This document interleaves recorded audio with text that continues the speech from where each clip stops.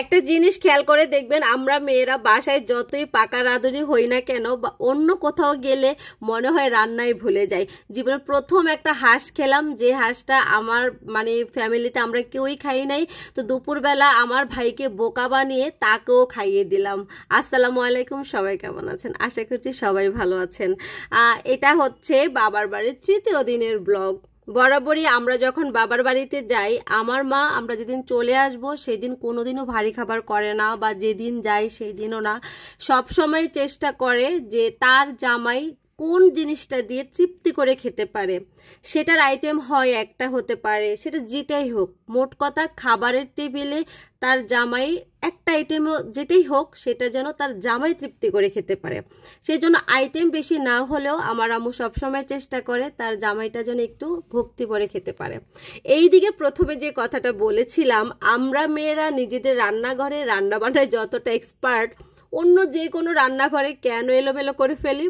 আম্মু দিয়েছিল একটু চিংড়ি মাছ ভুনা করতে, এই দিকে আমি চিংড়ি মাছের ভিতরে এত পরিমাণে লবণ দিয়েছি, আমার মনে হয় আজ পর্যন্ত আমি যত রান্নাবান্না করেছি, লবণ তো বেশি কম অনেক সময় হতেই পারে, বাট এত বেশি লবণ আমার হয়েছে কি না আমার মনেই হয় না। বাট বিশ্বাস করবেন না, এত সুন্দর করে কষিয়েছি, এত সুন্দর একটা ফ্লেভার বের হয়েছে, মশলাটা এত সুন্দর কষানো হয়েছে, কিন্তু লবণের জন্য পুরোটাই নষ্ট হয়ে গেল। পরে আম্মু বললো যে তাহলে এক কাজ কর, ঝোলটাকে একদম শুকিয়ে ফেল, যেন ঝোলই তো যেহেতু মানে লবণটা বেশি হয়েছে। তো আম্মুর কথা মতো সেটাই করলাম। আর এইদিকে হচ্ছে যখন শুকিয়ে ফেলছি, আর চিংড়িটা যেহেতু পুরোটাই খোসা দেওয়া, ভিতরে কিন্তু অনেক লবণ লাগে নাই। সবাই তো খেয়ে বলতেছে কোথায় চিংড়িতে তো লবণ বেশি হয় নাই, হ্যাঁ হয়েছে ঝোলে। যাই হোক, ম্যানেজ করে নিলাম। এরপরে হচ্ছে একদম দেশি যে ধনিয়া পাতাটা সেটা দিয়ে দিলাম, দেখেন একদম মাখা মাখা হয়েছে।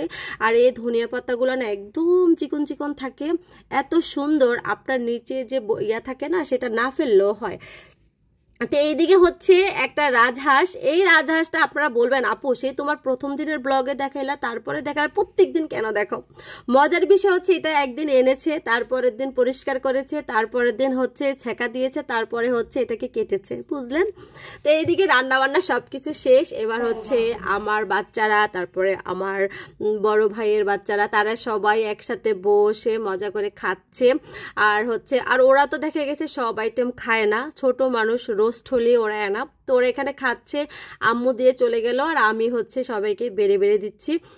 আর এইদিকে হচ্ছে আপনাদের সাথে যেটা বলেছিলাম, জীবনে প্রথম এমন একটা হাঁস খেয়েছি যে হাঁসটার কখনোই খাই নাই, সেটা হচ্ছে চীনা হাঁস, যেটা হয়তো আপনারা অনেকেই খেতে পারেন, বাট আমরা খাই নাই। আম্মু মানে ভাবছে তো আমরা খাবো না, বা আসলে খাইও নাই, কেমন হয়। তো আমার চাচাতো ভাইয়ের বউ হচ্ছে একটা হাঁস এনেছিল, হাঁসটা মনে হয় যে বাচ্চাদের মতো এত বড়, তো দেখে খুব ভালো লাগলো। পরবর্তীতে আম্মু কিনলো, প্লাস আমি নিজেও একটা নিলাম ঢাকায় আনার জন্য। তো সেটাই হচ্ছে রান্না করছি, বাট আমার ভাইকে বলা হয় না যে এটা চীনা হাঁস। তো তো খাইতে স্যার বলতেছে মজা হয়েছে, মজা করে খাইছে।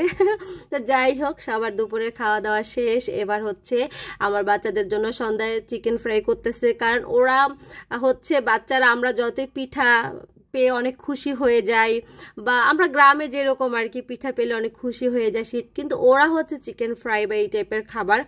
এইদিকে হচ্ছে গত দিনের ব্লগে আপনাদের সাথে শেয়ার করেছিলাম যে আমার বড় ভাইয়ের বউ চিকেন ফ্রাই করছে, আর সে খেতে বসে তার মামিকে বলতেছে যে আমার আম্মু তো মাসে একবারও চিকেন ফ্রাই করে না। বুঝতে পারছেন, আমি নাকি মাসে একবারও বাচ্চাদের চিকেন ফ্রাই করে খাওয়াই না। সেটা শুনে আমি অবাক যে আমি নাকি চিকেন ফ্রাই ওদের করে খাওয়াই না।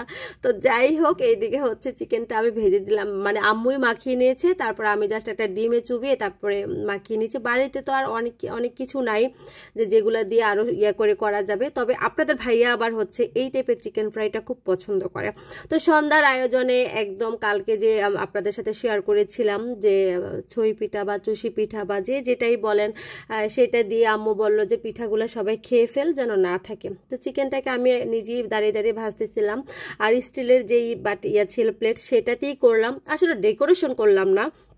এইদিকে হচ্ছে এই যে পিঠাটা, তারপর আমার ভাইয়ের বউ হচ্ছে চিতই পিঠা বানিয়ে সেও দিয়ে গেল মাংসের ঝোল দিয়ে খাওয়ার জন্য, আর গুড়ের জিলাপি। তো এই ছিল আমার বাবার বাড়ির তৃতীয় দিনের ব্লগ। আসসালামু আলাইকুম।